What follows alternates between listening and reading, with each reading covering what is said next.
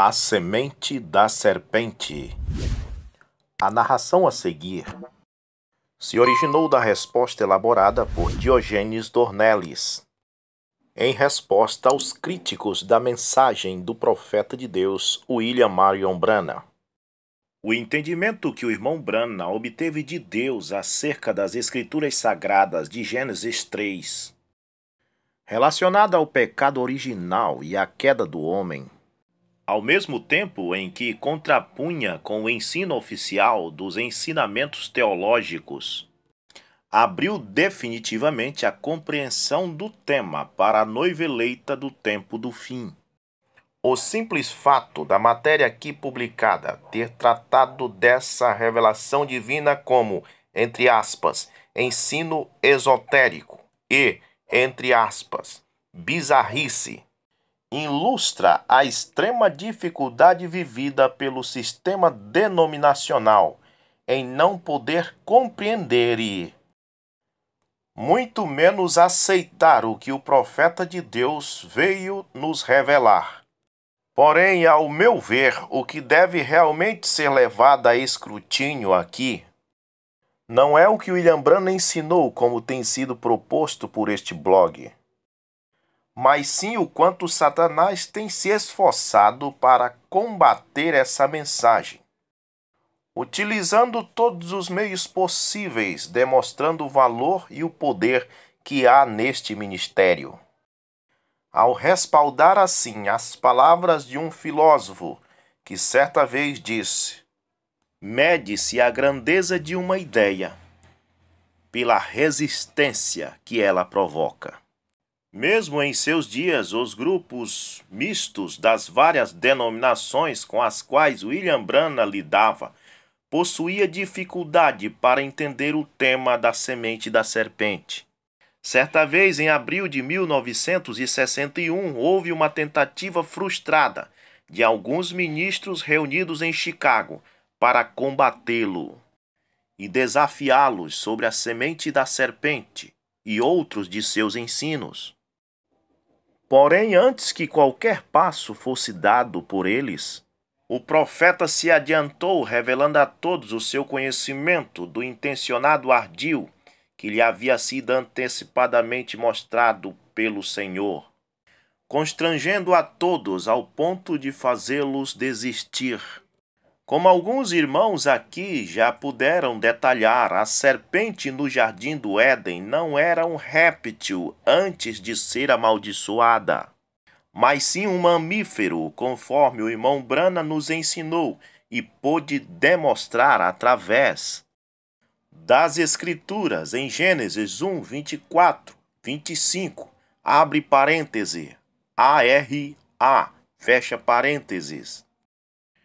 Entre os animais criados por Deus é feita uma clara distinção entre os mamíferos, chamados tanto de animais selváticos como domésticos, dos répteis, e em seguida em Gênesis 3:1, a serpente é apresentada como o mais sagaz entre todos os animais selváticos, entre parênteses, mamíferos, e não dentre os répteis. Ela não era um animal rastejante até ser amaldiçoada por Deus. Até então ela possuía membros, andava ereta e, mais do que isso, ela podia perfeitamente se comunicar com o ser humano. O diálogo da mulher com a serpente não é um pequeno conto de fábula, de histórias infantis, onde os animais falam com o ser humano. A serpente realmente podia falar. E as Escrituras usam em Gênesis uma linguagem alegórica para o pecado cometido pela mulher após ser seduzida pela serpente, que foi o comer o fruto, cuja mesma figura de linguagem foi usada mais tarde por Salomão em Provérbios 30:20 para se referir ao ato sexual. Tal é o caminho da mulher adúltera, come, referindo-se ao sexo, e limpa a boca e diz: não cometi maldade. Salomão também usou essa figura de linguagem para se referir à relação sexual entre o marido e sua esposa, em um outro hino seu chamado Cânticos dos Cânticos. Qual a macieira entre as árvores do bosque, tal é o meu amado. Entre os jovens desejo muito a sua sombra, e debaixo dela me assento. E o seu fruto é doce ao meu paladar. Levanta-te, vento norte, e vem tu, vento sul, e sopra no meu jardim, para que se derrame os seus aromas. Ah, venha, ó meu amado, para o seu jardim, e coma os seus frutos excelentes. Cantares 2:3 e 4:16. Essa foi exatamente a causa do pecado no jardim. E sem nenhum ressentimento de remorso pelo seu ato, a mulher em seguida vai à busca do seu marido para também comer do fruto. Porém, o resultado desta vez foi inesperado. Ambos, em pleno coito, percebem sua nudez e envergonham-se de si mesmos e tratam de se cobrir. Quando o Senhor Deus se aproxima do casal e os questiona por que se esconderam dele, Deus, que é onisciente, sabia na verdade o que tinha acontecido. Em resposta à sua pergunta, Adão culpa a sua esposa por ter lhe dado o fruto para comer. E esta, por sua vez, culpa a serpente por tê-la seduzido. Finalmente, ao dirigir-se àquele animal muito parecido com o ser humano, Deus então começa a lidar com um de cada vez, visando tratar diretamente com a causa do pecado cometido, que foi o sexo, e dando a cada um deles uma punição resultante do próprio ato em si, ou seja, Deus irá direto à raiz do problema. Gênesis 3:13. Então o Senhor Deus disse à serpente: visto que isso fizeste, o que a serpente fez? Ela se relacionou sexualmente com a esposa de Adão. Maldita és entre todos os animais domésticos, e o és entre todos os animais selváticos. Ou seja, ela deixará de ser um mamífero. Rastejarás sobre o teu ventre, e pó comerá todos os dias da tua vida. O mesmo significado da palavra ventre aqui também será usado posteriormente por Salomão em Cânticos dos Cânticos para se referir à genitália masculina e feminina. A sua mão cilindro de ouro, embutidos de jacintos. O seu ventre, como alvo marfim, coberto de safiras. O teu umbigo é taça redonda, a que não falta bebida. O teu ventre é monte de trigo, cercado de lírios. Cantares 5:14 e 7:2.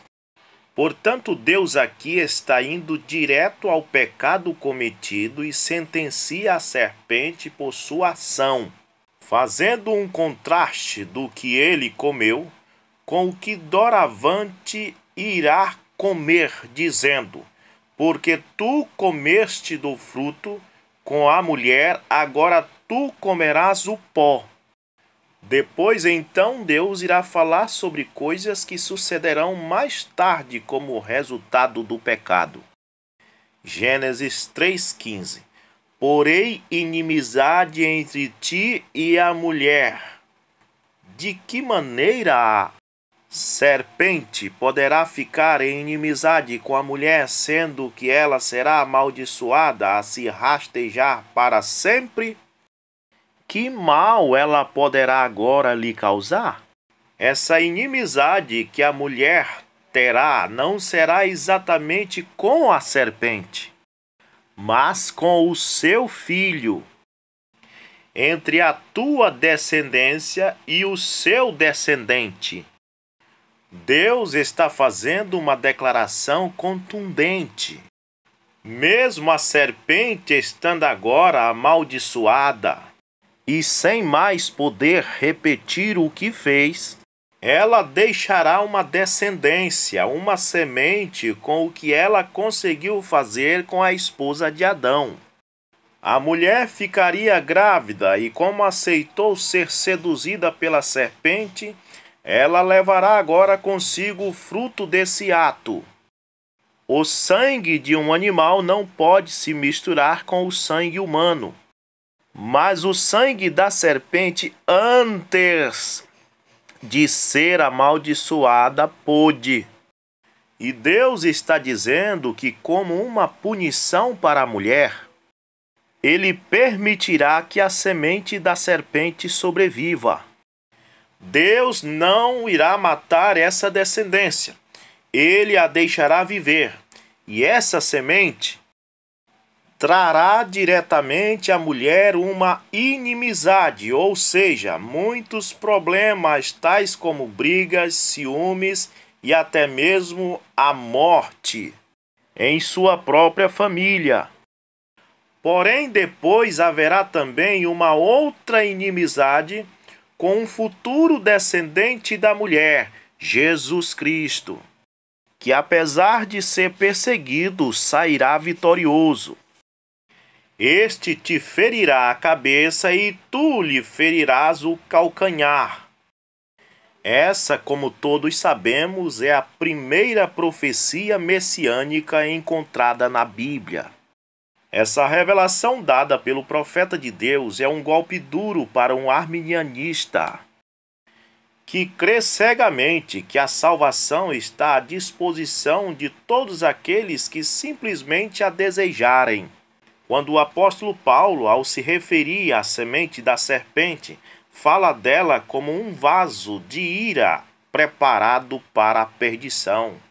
Romanos 9, 22.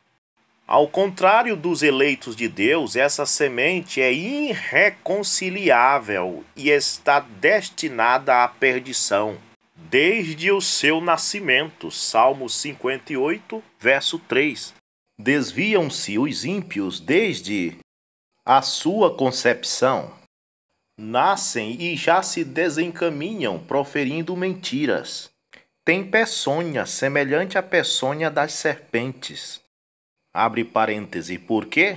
Porque eles são como seu pai, fecha parênteses. São como a víbora surda que tapa os seus ouvidos. A despeito de essa semente ser muito religiosa, ela tapa os seus ouvidos. Para a verdade não se rende à palavra revelada de Deus. Porém, devido ao pecado original, nem os eleitos de Deus podem ser reerguidos de sua posição decaída, a menos que o Senhor mesmo derrame de sua graça sobre eles. Porque todos receberam a herança do pecado de seus pais, e como eles, carecem de sua glória. Em seguida, o Senhor Deus volta-se para a mulher e profere os resultados decorrentes do seu pecado e de sua consequência, tratando diretamente do problema da mesma forma como fez com a serpente. Gênesis 3,16. E a mulher disse: multiplicarei sobremodo os sofrimentos da tua gravidez. Em meio a dores dará à luz filhos. Deus está aqui fazendo uma promessa à mulher de que lhe auxiliaria a gerar filhos, mas que ela sofreria com isto. A mulher já estava grávida da serpente e do seu marido. No entanto, os sofrimentos do parto viriam quando ela estivesse prestes a dar à luz a essas duas sementes. O teu desejo será para o teu marido, e ele te governará. Deus não está falando de nenhuma outra coisa aqui a não ser da libido sexual. Quando sua libido foi despertada e satisfeita com a serpente, sua cobiça tornou-se incontrolável e imediatamente desejou também satisfazer-se com o seu marido. E agora esse desejo que lhe foi despertado permanecerá vivo nela. Entretanto, como a serpente agora foi amaldiçoada, seu desejo somente poderia ser satisfeito com o seu marido, o seu legítimo possuidor, e também seria desta forma que o casal geraria posteriormente os seus outros filhos. Quanto a Adão, o Senhor declara que, por ter dado ouvido à voz de sua mulher, comido o fruto, toda a terra seria amaldiçoada e que ele deveria sofrer para adquirir o seu sustento. Gênesis 3:20. Deu o homem o nome de Eva à sua mulher, por ser a mãe de todos os seres humanos. Após as palavras de Deus, Adão compreendeu que, como agora sua esposa levava consigo uma outra semente que não era a dele, ele não poderia ser visto como o pai de todos os homens, e assim passou a chamar a sua esposa de mãe de todos os seres humanos, pois seria dela propriamente que toda a raça humana descenderia, tanto o justo como os ímpios. E é incrível a forma como essa declaração feita por Adão vem sendo hoje confirmada pela ciência, que desde os anos 80 tem realizado um trabalho de garimpagem genética no qual permitiu aos cientistas concluírem com grande precisão um estudo que comprova que todos os seres humanos hoje existentes possuem uma ancestral feminina em comum chamada por eles de Eva mitocondrial. Porém, existe uma certa dificuldade por parte dos estudiosos para se obter o mesmo grau de confiabilidade quando se refere a detectar um único ancestral masculino. Embora eles aleguem ter encontrado um ancestral africano denominado como Adão do cromossomo Y, no qual a raça humana possa ter uma raiz em comum, não há ainda uma evidência sólida e segura que aponte a família humana como descendente de um único só ancestral masculino, como no caso da Eva mitocondrial. Após ter sido encontrado no genoma humano traços também de um ancestral hominídeo. Gênesis 4, verso 1. Coabitou o homem com Eva, sua mulher. Aqui está uma declaração da Bíblia que tem passado por alto por grandes expoentes da teologia, e que somente agora, por um profeta vindicado, é que podemos aprender. Essa é a primeira vez que as Escrituras se referem à esposa de Adão, não simplesmente como mulher, como até então era mencionada, mas com o nome que o seu marido lhe atribuiu. Eva, que como ele mesmo disse, significa mãe de todos os seres humanos. Isso porque, embora Adão estivesse cumprindo com as suas obrigações como legítimo marido de sua esposa, como o Senhor lhe ordenara, sua mulher já estava grávida, e agora em Eva, mãe de duas sementes, das quais estava prestes a dar à luz, observe que ninguém estará em plena condição de entender Gênesis 4 se não compreender o que aconteceu em Gênesis 3. E assim aquilo que poderia parecer tão óbvio para alguns passa na verdade a ser uma prova patente de sua ignorância. Ao contrário do que muitos possam pensar, não é raro uma mulher dar à luz em uma mesma gestação a dois filhos de pais diferentes, no que a ciência chama hoje de superfecundação heteropaternal. Ainda é muito notório e conhecido o caso da prostituta francesa Yvette Landru, que deu à luz a trigêmeos, porém cada bebê de um pai diferente, sendo um negro, um branco e o outro chinês. Outro caso conhecido ocorreu na Suécia, quando o marido, ao saber da traição de sua esposa, divorciou-se dela, mesmo já estando grávida dele. Porém, para a surpresa de todos, ela deu à luz 2 bebês de cores diferentes, sendo um branco e o outro negro. A mãe exigiu na Justiça de Estocolmo que o seu ex-marido pagasse a ela uma pensão alimentícia pelas 2 crianças. Porém, sendo ele branco, contestou em pagar pelo bebê de cor negra, alegando que não poderia ser seu filho.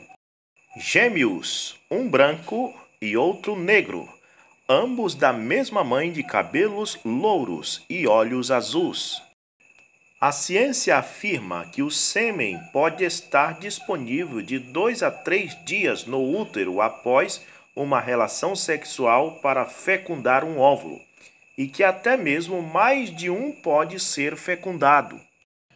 Esta concebeu e deu à luz a Caim, e então disse: adquiri um varão com auxílio do Senhor. Depois deu à luz o Abel, seu irmão. Exatamente como Deus havia predito, Eva sofreu dores terríveis devido ao parto, e com muito sofrimento deu à luz a gêmeos, porém um era filho com o seu marido Adão, Abel, enquanto que Caim era semente da serpente. Ao nascer Caim, Eva agradece ao Senhor, o doador da vida, por permitir que ela não somente desse à luz ao bebê, mas também por ele ter conservado a sua palavra ao consentir que ele viesse. Mesmo Caim sendo filho da serpente, soubesse ela disso ou não. A propósito, nenhuma mãe aceita admitir a hipótese de que algum filho seu possa vir a ser um vaso de ira, preparado para a perdição. Para uma mãe, todos os seus filhos são de Deus, porém, é pelos seus frutos que se conhece a árvore. E não demoraria muito até que Caim deixasse manifestar sua verdadeira natureza. Já crescidos, ambos os irmãos ofertam ao Senhor, porém Deus se agradou somente de Abel e de sua oferta, ao passo que de Caim e de sua oferta não se agradou. Então Caim, ao deixar decair-se o seu semblante e tomado por um acesso de fúria e ciúmes por Abel, ao ponto de intencionalmente matá-lo, cometendo assim o primeiro homicídio da humanidade. Suas obras eram más, como a de seu pai, que era do maligno. 1 João 3,12. Com isso se confirmou a palavra de Deus de que haveria inimizade entre a mulher e a serpente, por meio da semente que ela lhe deixou. Depois de Adão conhecer novamente sua esposa, essa lhe deu à luz Sete, dizendo: Deus me concedeu outra descendência, em lugar de Abel, que Caim matou. Eva está aqui agora com suas palavras excluindo Adão da paternidade de Caim, ao não reconhecê-lo como um descendente direto dele. E faz um contraste ao se referir a Sete como sendo um outro descendente, ao invés de mais um. Caso todos fossem filhos do mesmo pai, em nenhum lugar na Bíblia é mostrado que Caim fosse filho de Adão. E até a carta de Judas menciona Enoque como o 7º filho depois de Adão, excluindo Caim como filho seu. Adão, Sete, Enos, Cainã, Malalel, Jared e Enoque. Gênesis 5, verso 1 a 21. A ausência de Abel na lista dos descendentes de Adão se deve ao fato dele ter morrido antes de deixar descendente. Porém, mesmo Caim tendo tido uma descendência, embora toda ímpia, não foi incluída na lista da descendência justa de Adão, e que invocam a Deus simplesmente porque não era seu filho. O fato de Caim ter assassinado Abel não é o motivo, como querem os estudiosos. dele não ser mencionado na descendência de Adão. O apóstolo Paulo fez uma advertência para a igreja, tomando o pecado no jardim como um exemplo, quando disse em 2 Coríntios 12, verso 2 e 3: Porque estou zeloso de vós, com zelo de Deus, porque vos tenho preparado para vos apresentar como uma virgem pura a um marido, a saber, a Cristo. Mas temo que assim como a serpente enganou Eva com a sua astúcia, assim também sejam, de alguma sorte, corrompidos os vossos sentidos, e se apartem da simplicidade que há em Cristo.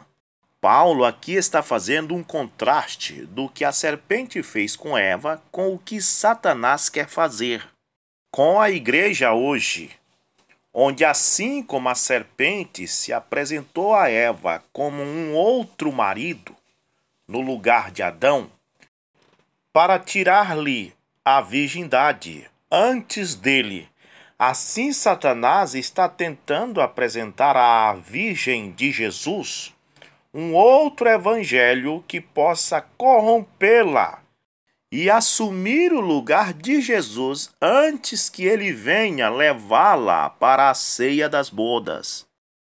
Este conhecimento do pecado original, como foi revelado pelo irmão Branham, foi algo que, com o passar dos séculos, foi caindo ao esquecimento, restando apenas alguns registros um tanto distorcidos em livros apócrifos, como em Apocalipse de Abraão, que além de dizer que a serpente possuía mãos e pernas como homens, mencionava que a causa da queda de Adão e Eva ocorreu por meio do pecado sexual. Também existe um registro no proto-evangelho de Tiago, onde no capítulo 13:1 está escrito: Ao chegar Maria ao 6º mês de gravidez, voltou José de suas construções, e ao entrar em casa deu-se conta de que ela estava grávida. Então feriu seu próprio rosto, jogou-se no chão sobre uma manta e chorou amargamente, dizendo: Como é que me vou apresentar agora diante do meu Senhor? E que oração darei eu agora por esta donzela, pois que a recebi virgem do templo do Senhor e não a soube guardar? Será que a história de Adão se repetiu comigo? Assim como no instante em que ele estava glorificando a Deus, veio a serpente e ao encontrar Eva sozinha a enganou, o mesmo me aconteceu. O livro sugere que José pensou ter encontrado Maria grávida de outro homem, assim como ocorreu com Adão, ao ter a sua mulher sido deflorada no Éden pela serpente. Porém, o irmão Branham nunca tomou conhecimento de qualquer desses relatos e nunca os mencionou para defender essa revelação que ele recebeu única e exclusivamente de Deus. Tudo isso foi escondido dos olhos dos sábios e entendidos e prometido ser revelado somente agora para os filhos de Deus nos últimos dias. E louvamos a Deus por nos permitir hoje compreender essas coisas, fazendo de nós despenseiros dos seus mistérios em meio de uma geração incrédula e confusa. Eu estou satisfeito com o que foi escrito aqui, embora muito mais ainda pudesse ser dito, mas creio, no momento, que isso tudo somado com o que outros irmãos têm comentado, possa ajudar ao leitor a obter um entendimento mais abrangente sobre o tema. Nunca, porém, esquecendo que esse é apenas um dentre tantos mistérios que o Senhor nos tem revelado por meio de seu profeta. O irmão Branham, a mensagem restaurada não se resume só nisto, e mesmo que o leitor possa algum dia se render a essa verdade, saiba que há muito mais ainda que precisa ser compreendido. Que o Senhor possa te abençoar.